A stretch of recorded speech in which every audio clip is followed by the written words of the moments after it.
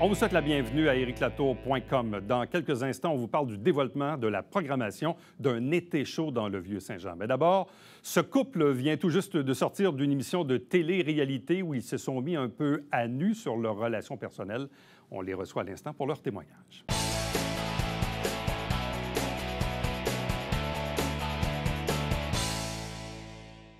Vous connaissez l'émission Si on s'aimait, ou si on peut dire Si on s'aimait encore, saison 2023 présentée à TVA au cours des dernières semaines. Plusieurs couples y ont déjà participé dans le passé, et notamment cette saison-ci. Et un couple de Saint-Jean-sur-Richelieu y était. Ils sont avec nous. On vous les présente à l'instant. D'abord, Alexandre Belair. Bonjour. Allô. Accompagné de Gilles Ferland. Bonjour et bienvenue. Bonjour, merci beaucoup. Bon, Alexandre, on te connaît, oui, davantage, parce que, bon, t'as fait évidemment Star Academy il y a longtemps de ça. Tu es en commerce avec Fleuriste Q4. Tu continues de chanter aussi. Gilles est peut-être un peu plus dans l'ombre au niveau médiatique, si on peut dire.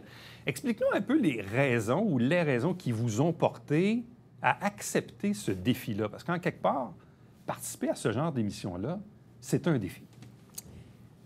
Oui, bien, en fait, être reconnu dans la rue pour un talent, puis être reconnu pour ce qu'on vit dans le personnel, c'est complètement deux choses différentes. Puis qu'est-ce qui nous a amené à ça, en fait, c'était des vacances au chalet. Puis j'ai vu passer ça sur les réseaux sociaux. J'ai fait comme... Bien, notre couple allait bien, mais c'est sûr qu'on avait des downs et certains moments que ça allait moins bien. Fait que j'ai comme vu l'opportunité d'aller consulter, oui, d'une autre façon à la télévision, mais consulter avec Louise puis de prendre son expertise. Mais je te dirais, ça s'est fait sur un coup de tête. Ça s'est vraiment fait sur un coup de tête. On a enregistré la vidéo vraiment vite, puis on a envoyé ça, puis on fait comme C'était tout très bad. drôle, parce que Alex, il me dit la même soirée, on fait une vidéo? Là, je dis, une vidéo... Il comprenait pas pourquoi. Là, je dis, ben, je vais... OK, on fait une vidéo, fait que là, il faut qu'on parle de nous. Fait qu'on parle de nous, tout ça, puis là, c'est vraiment sur le fly, ça a été fait, puis après ça, il envoie ça, puis il me dit, ah, c'est pour telle émission. Je suis comme, OK, ben on verra ce que ça donnera, puis finalement, ben on a embarqué. Mais bon, évidemment, tu es quand même habitué un peu aux caméras et aux téléréalités. Tu y as déjà goûté il y a quelques années, ce qui n'est pas ton cas à toi. Qu'est-ce qui fait que tu as accepté d'embarquer et de suivre un peu Alexandre dans cette folie? Je vais t'avouer qu'au départ, moi, quand on a fait la vidéo, je me disais, on n'aura pas de nouvelles. Mais finalement, ça n'a pas été très long. Finalement, on a eu des nouvelles, puis on a fait l'entrevue. Puis à partir de ce moment-là, moi, j'étais très réticent, j'ai eu peur, parce que justement, je ne suis pas un gars qui veut aller dans ce genre de choses-là. Il faut savoir qu'il y a eu quand même un bon délai. Là. On s'est inscrit en mai, puis ça a été... de l'année passée. De l'année passée. Puis on a eu des nouvelles peut-être quelques semaines après, mais après ça, toute la démarche du contrat, puis de savoir si on veut ou pas, ça a été fait jusqu'en septembre. Oui, c'est ça. Fait que, ça a pris quand même du temps, là, toute cette décision-là, avant qu'on décide officiellement de signer le contrat pour faire l'émission. Mais est-ce qu'il y a eu des moments d'hésitation ou des moments de recul? À partir du début. À partir du début, moi, j'étais extrêmement réticent. Du moment où est-ce qu'on a fait les entrevues, puis on a fait comme une deuxième entrevue avec la production, il était tellement gentil, bienveillant, c'était que du beau. J'ai décidé de dire à Alexandre, puis Alexandre me mettait beaucoup l'emphase sur c'est une belle expérience, on le fait pour nous, puis en même temps, mais ça va apporter aux gens. Mais en même temps, qu'un couple traverse des ennuis et décide de consulter, c'est une chose, et ça se fait toujours évidemment en privé, dans toute la confidentialité qu'on peut imaginer. Ouais. De le faire en pleine télé, dans un show, c'est une autre histoire. Oui, c'est quelque chose. En même temps, oui, c'est une télé-réalité, mais ça fait œuvre utile, ce qu'on a fait aussi, d'une certaine façon. Tu sais, là, oui, on est un couple homosexuel, on est, je te dirais, on n'est pas des personnes exubérantes. Je pense qu'on devient comme un peu dans le... Je sais pas comment le dire, pour que ça... Tu comprends ce que je veux dire? On est un couple homoparental avec des vies très, très rangées, très, très simples. Fait que je trouve que ça représentait bien une grande majorité aussi de couples homosexuels. Là. Mais vos entourages respectifs, ils ont géré la ça plupart comment? des gens n'étaient pas tant d'accord avec ça. Non. Bien, on le fait pas mal en secret. Moi, il y a une bonne partie de la famille qui n'était pas au courant jusqu'à temps que l'émission, on ait fini les tournages, puis que là, je leur ai dit, même en janvier, l'autre année d'après. Là, je l'ai pas, j'en ai pas tant parlé, moi, de mon côté. Là. Qu'est-ce que l'émission vous a apporté? Ça, je l'ai dit souvent. Je trouve que ce que ça a fait, c'est que ça a clarifié beaucoup de choses. Parce que, tu sais, souvent, on est comme dans un brouhaha de petits problèmes de couple qui viennent récurrents. Bon, bien là, après ça, on essaie de se poser la question, qu'est-ce qui fait en sorte, c'est quoi ces problèmes-là? Puis, justement, ce que ça fait, c'est que Louise met vraiment le doigt sur les problèmes, souvent qui viennent de nous-mêmes et non du couple. Fait que donc, c'est pas une dynamique de couple, le problème, c'est une dynamique que, mettons, moi, je donne un exemple quand je dis que je trouve que j'avais beaucoup de choses de responsabilité sur les épaules, mais c'est moi qui se mets ces responsabilités-là sur les épaules sans en parler, puis sans le verbaliser, puis en parler avec Alexandre. Ça, c'était moi. Fait que c'était souvent ça, je trouve, ce qui s'est dit avec Louis, c'est que chacun, on avait des choses personnelles à travailler qui font en sorte qu'après ça, l'harmonie revient. C'est quoi les plus gros enjeux que vous aviez avant l'émission? La communication. Ouais. On a deux personnalités assez fortes quand même. Fait que c'était surtout la communication entre les deux. Ouais. Beaucoup de communication, puis de petites... Bien, ça vient tout à ça, finalement, quand on parle de tous nos problèmes. C'était vraiment la communication, puis des choses à travailler sur soi-même. En fait, je pense qu'on avait comme les mêmes problèmes que 90% des couples sur la planète. Là. La sexualité, la communication, on peut toutes les nommer. Dans le fond, on avait les mêmes problèmes que tout le monde, à certains degrés différents. Là. Bon, le tournage s'est quand même fait sur plusieurs semaines, donc forcément, les rencontres avec Louise le sont ainsi.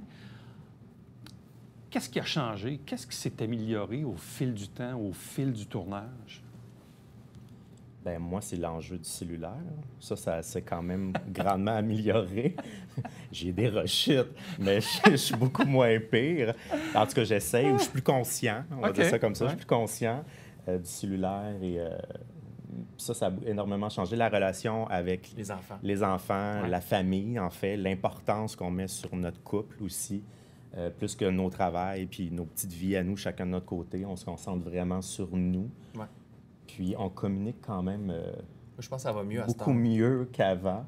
Et on le voyait, l'évolution avec l'émission aussi. Puis tu sais, le fait que c'est filmé puis qu'on le sait, qu'on a une conscience qu'on est filmé dans ce concept-là, bien, on est beaucoup plus ouvert à faire attention puis de se poser plus de questions. Mais arrivez-vous, Gilles, à oublier la caméra? Dans le feu de l'action, là? Non. En tout cas, moi, je ne l'ai jamais oublié.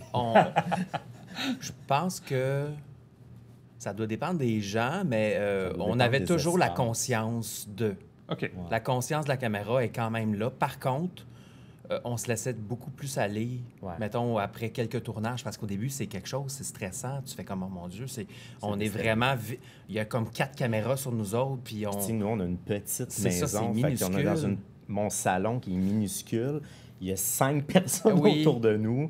On est sur le divan. Il n'y a rien de... C'est difficile de faire abstraction. C'est ça, c'est difficile. Là. Puis c'est jamais... Il n'y a pas de fil conducteur. Il n'y a jamais aucun fil conducteur. Quand il arrive chez nous, c'est une soirée, on fait à souper. Mais il n'y a pas de surprise non plus.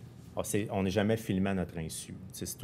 Il y a un moment où c'est tourné. Souvent aussi, dans les téléréalités, il y a des heures et des heures de tournage. Mais bon, ce qu'on voit, nous, le montage, des fois, peut différer. Bref, c'est 30 heures par semaine. Est-ce que le montage, quand même, reflète bien ce que vous avez... Oui? Bien, dans notre cas, à nous, on n'a rien à dire. C'est 100% qu'est-ce qu'on a vécu. Je pense pas. Dans les teasers, là, dans la publicité, oui. Ça me fait rire parce que il y a eu un moment où est-ce que j'étais pas d'accord avec un petit bout, mais en même temps, je trouve que ça reflète bien quand même ma façon d'agir dans certaines situations. Tu sais, je trouvais, mettons, quand on a été voir le musée, j'avais l'air vraiment bête dans cette soirée-là. Et j'ai trouvé ça difficile de le voir, mais en même temps, je le sais que ça reflète aussi mon attitude dans certaines situations avec Alexandre. Fait que j'étais content de le voir. Je trouvais ça difficile, c'est confrontant, mais en même temps, c'est correct parce que je me suis dit, OK, ça veut dire que j'ai l'air de tout ça. C'est comme une double thérapie, tu sais, de le vivre et de le regarder après. Oui, exact. C'est un autre chemin ou c'est un autre travail qu'on fait en s'écoutant, là. Oui. Complètement. Ce qu'on se dit en regardant l'émission, j'aurais peut-être pas dû. C'est ça. J'aurais pas dû dire ça. Mon Dieu. Non, okay. Tout ce qu'on a dit, pas de regret, on est tous d'accord. Ça a tout été bien montré à la télévision. Je trouve que c'était super. Okay. Je te dis tantôt, on y participe en même temps pour faire œuvre utile. Ouais. En quoi c'est utile? En quoi c'est utile? Moi, je trouve que dans nous, mettons les Québécois, je trouve qu'on est très secret sur nos problèmes personnels de couple. C'est rare qu'on va entendre un couple parler de leurs problèmes puis de certains enjeux. Fait que ça fait en sorte des fois qu'on a l'impression d'être tout seul dans certaines façons d'agir où tu dis, mon Dieu, il me semble que je trouve ça lourd, certaines situations. Mais après ça, quand nous, on le fait devant les gens, je trouve que ça fait en sorte que les gens peuvent comprendre, faire comme, ah, ben je suis pas tout seul, puis ah, ben on peut faire telle affaire pour régler la situation. En fait, on vit une thérapie, mais on leur fait vivre une thérapie à eux aussi, ceux qui l'écoutent. Pensez-vous que le regard du public est différent parce que vous êtes un couple homosexuel, homoparental? Est-ce que vous pensez que le public, avec le temps, a progressé au niveau des valeurs et tout ça? Ou si vous sentez encore qu'il y a un regard qui est un peu différent face à des couples, disons... Il y a encore un regard qui est différent là-dessus. Ça, on ne le cachera pas. Puis, on ne le cachera pas non plus qu'on a quand même vérifié les réseaux sociaux, vérifié les commentaires qui passaient.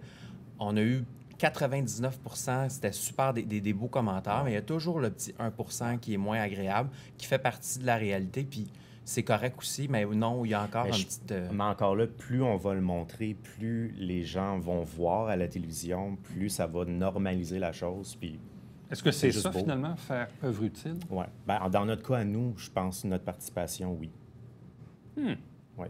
Et le cellulaire dans tout ça? Il n'est pas loin. Non, mais il est en affaires. C'est normal que ça sonne tout le temps. Exact. Non? Bien, on essaie de mettre des moments maintenant. C'est ça, là, c'est qu'il y a comme des moments où est-ce que c'est correct pendant le travail, tout ça. Puis après ça, on essaie de justement se retirer puis d'avoir plus de moments ensemble à la place d'avoir le maudit de téléphone entre nous deux ou avec les enfants. Ou... Vivre le moment présent. Exact. Ouais. C'est pas toujours facile. C'est correct. Ça peut être un irritant majeur, cette chose. Oui, exact, mais en même temps, ce que ça fait, c'est que la thérapie fait en sorte que tu te rends pas compte comment ça peut être intrusif, cette chose-là. Puis après, OK, mon Dieu, OK, ça prenait tant de place que ça, mais oui.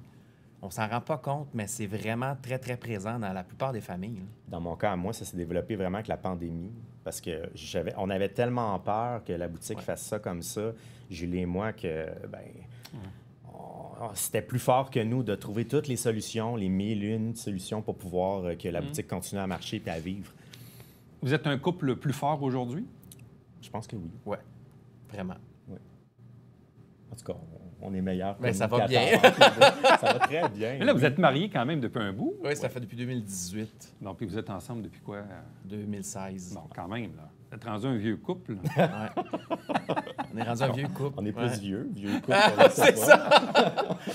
Bien, à vous deux, merci beaucoup de vous être livrés comme ça, autant dans l'émission qu'ici aujourd'hui à l'émission. Bref, je pense qu'effectivement, que ça fait progresser la société. Oui, c'est une émission de télé. Oui, c'est un show. Mais en même temps, s'il y a une forme d'utilité dans tout ça, de part et d'autre, pour vous-même et pour le public en général aussi, ça peut être une bonne chose. Attention à vous autres. Merci. Restez avec nous. On vous revient après ceci.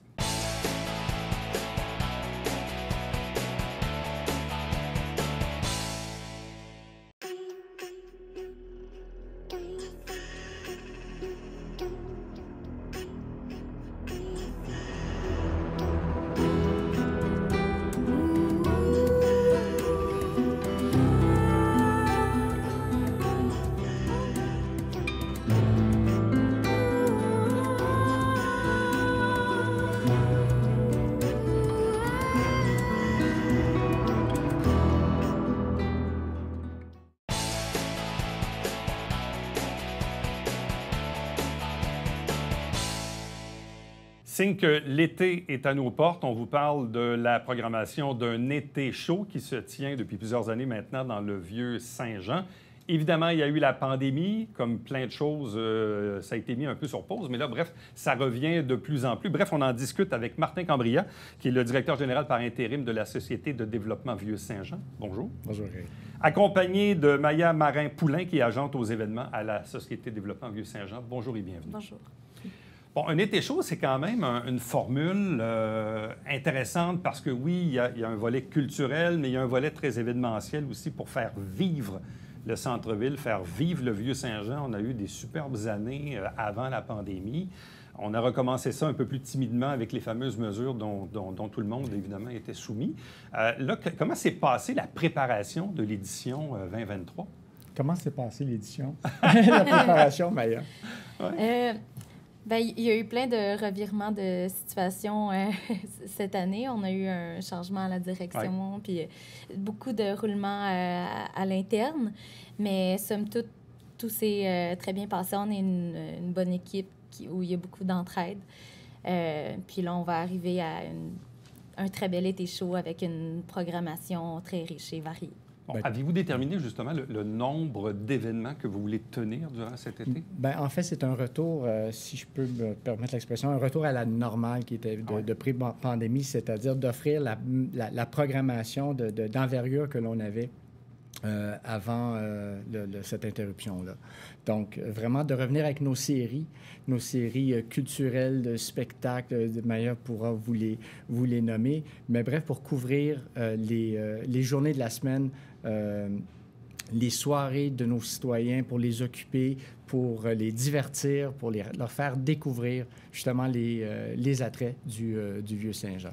Parce que souvent, je dirais que la ligne un peu directrice dans le temps, on a la fête nationale, on a la fête du Canada, puis un peu plus loin, vers la fin du mois d'août, on a la boum de l'été. Mais entre ça, c'est le cœur vraiment de l'été chaud. Donc, à quel moment, quelle est la première journée officielle de l'été chaud? C'est le 3 juillet. Le 3 juillet, donc tout de suite après la fête du Canada. Exactement. On commence avec la programmation les lundis. Je voulais te refiler vraiment la présentation de chacune des séries. Les lundis, c'est le yoga qui revient au domaine Trinity. Vas-y, prends la suite. Oui. Okay. On a 4 séries cet été. Oui. Il y a les lundis qui vont être au domaine Trinity, les lundis Origine Yoga. Puis ça va être présenté par Sport Expert encore cette année. Le domaine Trinity, c'est un super beau site. C'est parfait pour faire du yoga en plein air. Puis c'est très populaire à chaque année. Donc, c'est pour ça qu'on a décidé de ramener ça. Sinon, on va avoir les jeudis hauts en musique aussi, qui sont exclusivement des spectacles de musique. Qu'on fait à quel endroit? À la place publique à 19h pour presque tous les jeudis. Les vendredis? Les vendredis, on ramène...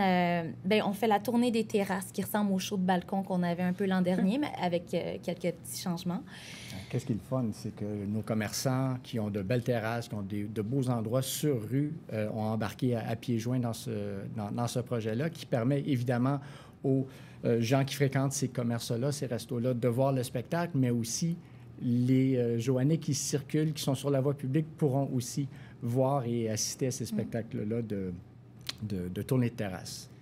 Puis le choix des artistes est fait en fonction du type de commerce puis de clientèle qu'il y a. Par exemple, à La Grange, on a un artiste qui va venir jouer du jazz. Au Morse, un guitariste, chanteur qui va faire plus du punk, du rock. Donc ça va être vraiment une tournée de terrasse pour ce qui est des vendredis avec des artistes différents de semaine en semaine. Oui, exactement. Bon, le vendredi, je sais qu'il y avait dans le passé aussi une petite association avec la Salsa, je pense, là.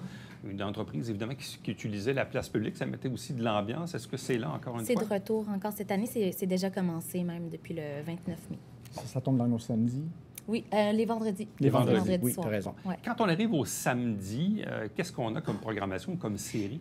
La série s'appelle Les samedis hauts en variété. Donc, on a autant de la danse que de l'humour, de l'impro, des arts martiaux brésiliens. On a un conférencier qui va venir parler d'inclusion et de diversité.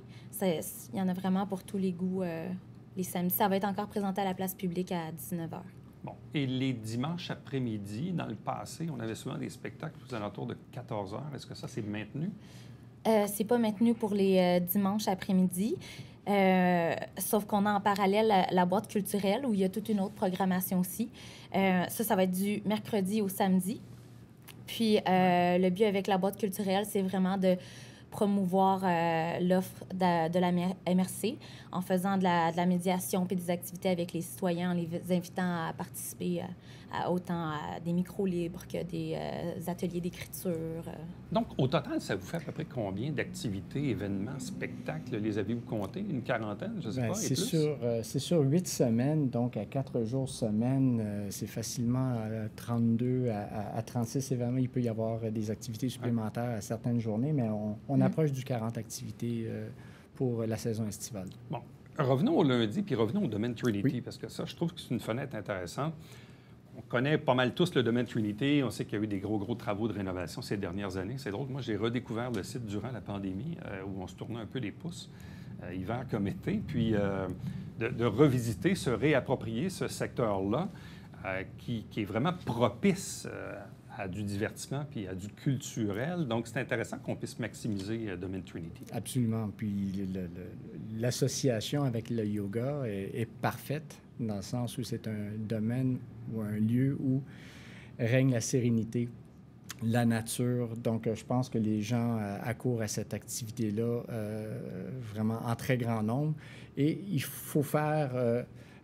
c'est drôle, je parle régulièrement à des gens qui ne savent pas que ce domaine-là a été revitalisé, que ça existe et que ça fait partie quand même de notre quartier. Donc, on leur permet avec cette activité-là de faire découvrir un site qu'ils ne connaissent autrement pas.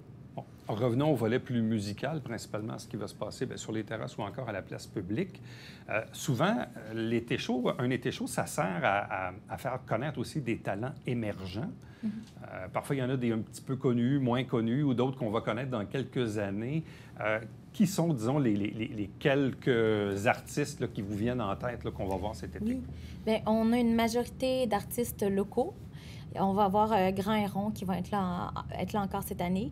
On a sinon Jérôme Boutillette, qui est un artiste de la relève qui va venir jouer ses compositions. Ça fait très estival, ce qu'il fait comme musique. Ça va être intéressant à découvrir.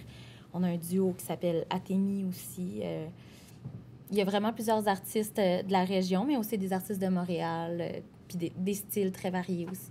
Mais corrige-moi si j'ai tort, mais on met de l'avant aussi beaucoup les artistes à l'expression francophone. Oui. Et aussi qui sont interprètes de leur propre composition. Oui, beaucoup de musique originale. Donc ça, c'est très important pour nous de mettre ça en valeur, de faire découvrir ces talents-là dans le cadre de cet événement-là. J'y faisais référence tantôt, la fameuse pandémie, où évidemment il y avait moins d'activités ou de rassemblements, je pourrais dire, mais on en a quand même profité pour mettre aussi de la couleur avec des thématiques dans le Vieux-Saint-Jean. De quelle façon sera décoré, disons, le Vieux-Saint-Jean là, au cours de l'été? Bien, on avait justement, la pandémie a amené un arrêt de nos événements et on s'était vu à la Société de développement confier le mandat d'animer, de décorer, de mettre de la beauté avec les oasis.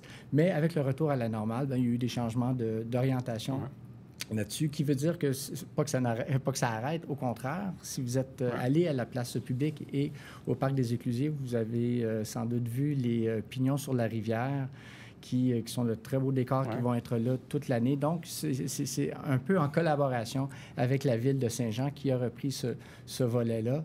Donc, on profite mutuellement des réalisations l'un de l'autre.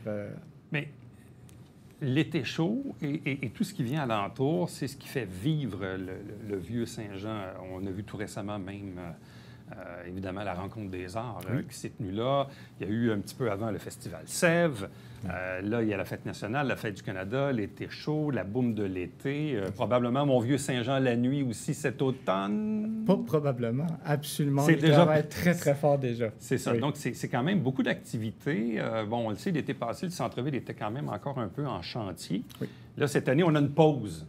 On sait que l'année prochaine, évidemment, derrière vous, ça va être un petit peu en travaux. Oui. Mais bref, au moins, la partie qu'on se sert beaucoup pour la partie culturelle, disons, est maintenant bien rénovée. Oui. Les poteaux sont enlevés, les fils aussi.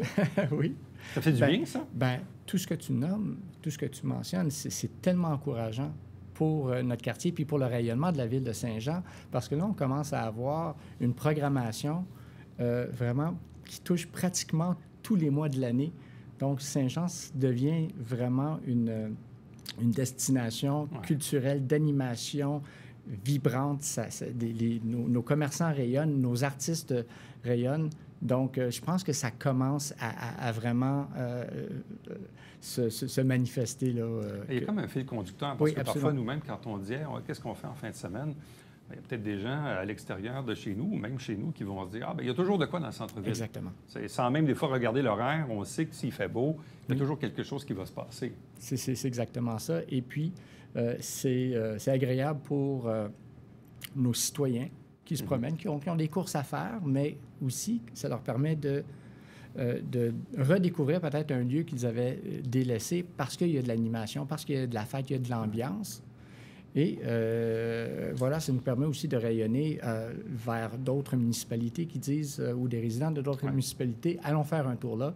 Il y a la rivière, mais savais-tu qu'il y avait de l'animation? On va découvrir les commerces et les restaurants et avoir du bon temps. Bon, avons-nous aussi encore une vente trottoir en cours d'été? Oui. D'ailleurs? Oui, on va avoir la vente trottoir du 5 au 9 juillet. Donc, ça tombe en même temps que le début de l'été chaud.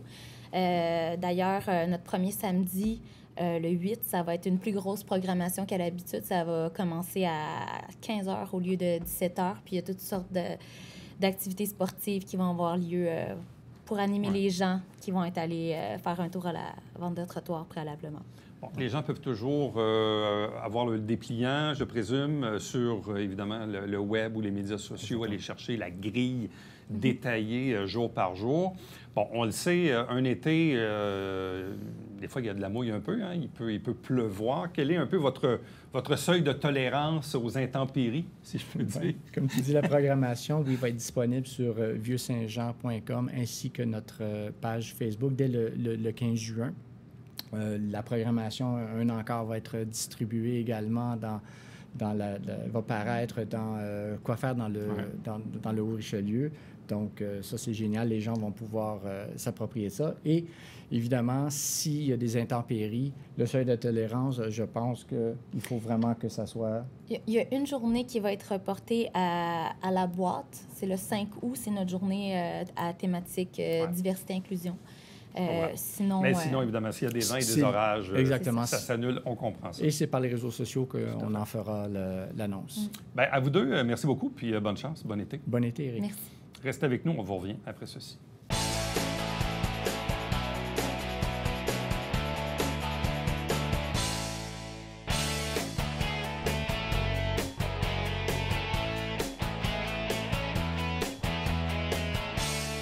Petite nouvelle d'intérêt public pour les citoyens de Saint-Jean-sur-Richelieu. Depuis quelques jours, depuis le 7 juin dernier, l'interdiction de l'arrosage extérieur a bien sûr été levée. Si vous désirez avoir de l'information, sjsr.ca. À demain.